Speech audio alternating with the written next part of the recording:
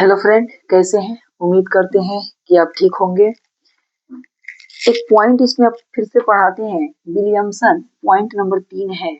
Point number 3, Williamson Williamson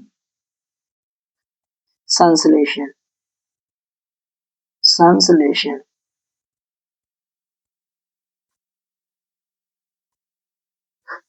Williamson संश्लेषण क्या है, इसमें होता क्या है? तो ध्यान दीजिए, इसमें हम लोग एथिल आयोडाइड लेते हैं, C2H5 और I, एथिल आयोडाइड। इसका रिएक्शन सोडियम एथा ऑक्साइड के साथ कराते हैं। सोडियम एथा ऑक्साइड, इसको हम कहते हैं एथिल आयोडाइड। इसका नाम क्या है? Ethyl iodide. एथिल आयोडाइड है और इसको कहेंगे हम सोडियम एथा ऑक्साइड।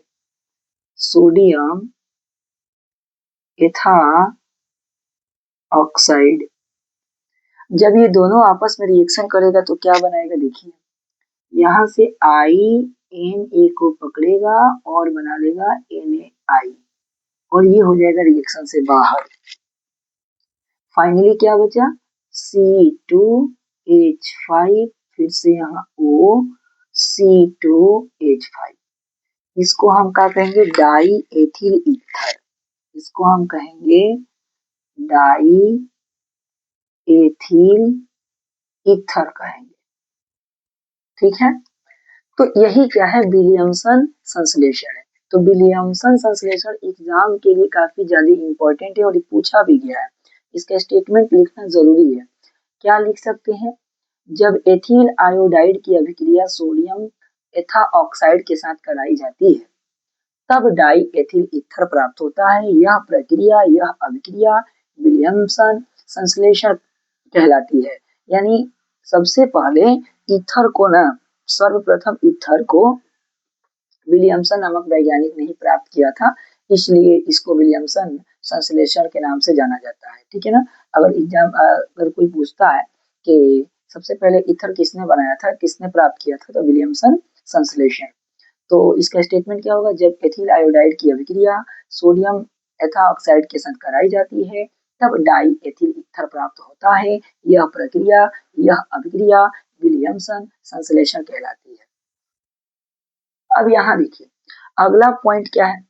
अगला पॉइंट है, ये चूंकि पॉइंट नंबर 2 था, ये जो विलियमसन जो है,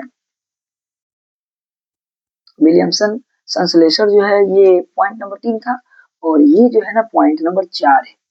ये पॉइंट नंबर 4 है। एथिल आयोडाइड और सिल्वर ऑक्साइड के द्वारा भी हम डाई एथिल ईथर को प्राप्त कर सकते हैं। कैसे?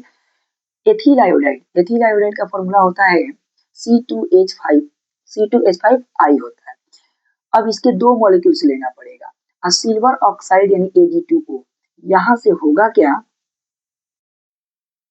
ये जो है डबल आई, ये Ag2 को पकड़ेगा और बना लेगा क्या?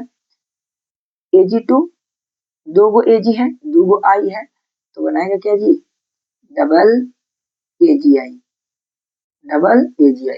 और उसके बाद क्या बचा है? C2H5O। ठीक है ना। फिर क्या बचा है? C2H5।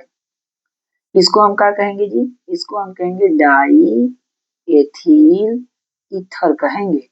डाई एथिल ईथर कहेंगे इसको। तो इसका हम स्टेटमेंट कैसे लिख सकते हैं? जब एथिल आयोडाइड की अभिक्रिया, चाहे जब एथिल आयोडाइड को सिल्वर ऑक्साइड के साथ गर्म किया जाता है तब डाई एथिल ईथर प्राप्त होता है। जब एथिल आयोडाइड को सिल्वर ऑक्साइड के साथ, जब एथिल आयोडाइड को सिल्वर ऑक्साइड के साथ गर्म किया जाता है तो डाई एथिल ईथर प्राप्त होता है। तो डाई एथिल ईथर प्राप्त करने के 4 गो विधि बताएं। प्रकाश प्रयोगशाला विधि के द्वारा, एल्कोहल के निर्जलीकरण करके, उसके बाद विलियमसन संश्लेषण के द्वारा, उसके बाद एथिल आयोडाइड और सिल्वर ऑक्साइड को गर्म करके। ठीक है ना। अब जो एथिल जो ईथर है, यानी केवल हम ईथर का बात करते हैं, केवल ईथर का कुछ भौतिक गुण है जो एग्जाम में बड़ा पूछता है, इंपॉर्टेंट है। जो ईथर होता है वो रंगहीन होता है, इसका कोई कलर नहीं होता है, वाष्पशील द्रव होता है। इसमें ईथर में ना CO बॉन्ड जो पाया जाता है वो पोलर होता है। ईथर का फॉर्मूला क्या होता है? CO होता है ना जी, इसमें CO बॉन्ड पाया जाता है। ईथर का फॉर्मूला कुछ ऐसे होता है, इस तरह से, इधर C होगा, इधर भी C होगा। ये जो CO बॉन्ड है, ये जो CO बॉन्ड है, ये पोलर होता है। पोलर कहने का मतलब है इसके ऊपर नेगेटिव और पॉजिटिव चार्ज आ सकता है, इसके ऊपर नेगेटिव और पॉजिटिव चार्ज आ सकता है। ऑक्सीजन का इलेक्ट्रोनेगेटिविटी ज्यादा होता है, नेगेटिव, इसके ऊपर पॉजिटिव हो सकता है। मतलब इतना समझिए कि यहाँ कार्बन और ऑक्सीजन है ना, पोलर का मतलब चार्ज डेवलप हो सकता है, ठीक है। डाइपोल मोमेंट, अगर यहाँ चार्ज मोमेंट, यहाँ माइनस अगर यहाँ प्लस होगा, तो जब दो आवेशों को कुछ दूरी पर रख देते हैं तो डाइपोल मोमेंट बनता है, इलेक्ट्रिक डाइपोल बनता है, फिजिक्स में भी आप जानते हैं। और इलेक्ट्रिक डाइपोल बनेगा तो वहाँ डाइपोल मोमेंट होगा, ये बात स्वाभाविक है। यानी ये रंगहीन होता है, वाष्पशील द्रव होता है, इसमें CO बॉन्ड जो पाया जाता है वो पोलर होता है, यानी चार्जेबल होता है, डाइपोल मोमेंट होता है। इसका क्वथनांक समान अणु वाले एल्केन के समान तथा एल्कोहल से कम होता है। यानी जो ईथर होता है ना, ईथर, अगर ईथर का ईथर का अणु भार अगर एल्केन के अणु भार अगर बराबर है तो समझिए उन दोनों का क्वथनांक क्या होगा? समान। अगर हमारे पास ईथर है, कोई ईथर है, ठीक है, और हमारे पास कोई एल्केन है, अगर इन दोनों का मॉलिक्यूलर मास, वेट, अणु भार अगर बराबर है तो समझिए कि उसका क्वथनांक समान होगा। लेकिन ईथर और एल्कोहल का कंपैरिजन किया जाए तो ईथर का जो क्वथनांक होता है वह एल्कोहल से हमेशा कम होता है। कुछ और पॉइंट है यहाँ देखिए, यहाँ ये ऑब्जेक्टिव के पॉइंट है, याद रखिएगा कि जो ईथर होता है वो समान अणु वाले एल्केन के समान होता है उसका क्वथनांक, लेकिन एल्कोहल से कम होता है। समान अणु भार वाले ईथर और एल्कोहल जल में विलेयता समान होती है। यानी हमारे पास एक ईथर है और एल्कोहल है, अगर इन दोनों का अणु भार समान है तो समझिए कि जल में विलेयता भी क्या होगा? समान होगा। जैसे एज फॉर एग्जाम्पल यहाँ लिखते हैं, देखिएगा ध्यान से, हमारे पास एक ईथर लेते हैं, ईथर CH3OCH3, ये ईथर है। और एक एल्कोहल लेते हैं, CH3CH2 फिर से OH। यहाँ देखिए, यहाँ पे देखिए इसका अणु भार निकालिएगा, इसका अणु भार निकालिएगा तो सेम होगा। कैसे? दो कार्बन है, छह गो हाइड्रोजन है, एगो ऑक्सीजन है, एगो ऑक्सीजन। जब सब चीज सेम है तो अणु भार भी सेम ही होगा। तो इन दोनों का अणु भार सेम है, ये ईथर है और ये एल्कोहल है, दोनों का अणु भार सेम है, तो जल में विलेयता इसका क्या होगा? समान होगा। एल्कोहल और ईथर में अगर हमारे पास एल्कोहल और ईथर में एगो ऑक्सीजन और 4 से कम हाइड्रोजन हो तो जल में विलय होता है। जल में क्या होता है? घुल जाता है। जल में क्या हो जाता है? घुल जाता है। क्या हो जाता है? घुल जाता है।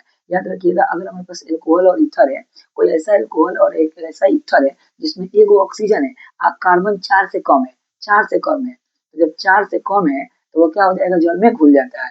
4 से कम रहेगा तो जल में क्या हो जाएगा? घुल जाएगा। अगर पार्टिकुलर बात किया जाए, स्पेशली पार्टिकुलर अगर बात किया जाए तब, तो एक ऐसा एल्कोहल या ईथर जिसमें एक ऑक्सीजन हो बट कितना? 4 से कम कार्बन हो, तो जल में क्या हो जाता है? घुल जाता है।